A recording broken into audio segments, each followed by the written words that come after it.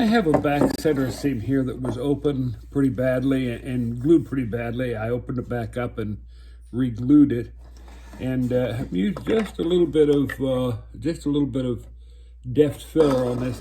Now the process is to scrape that filler.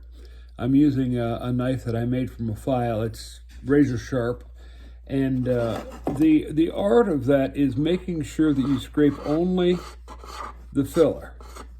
You don't want to scrape any of the original varnish at all.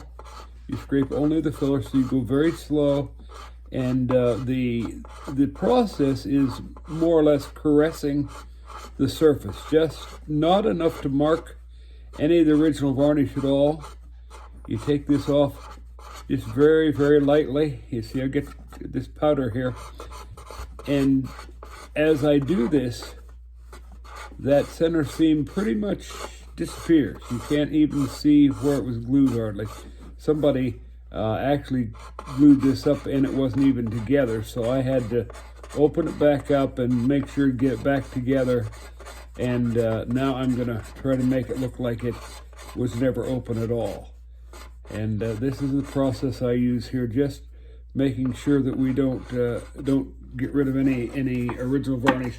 Then I do use just a little bit of number 1500 wet or dry sandpaper.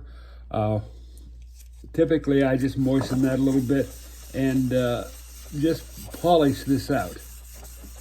You see, I've left the original varnish here like it was before we started working on it.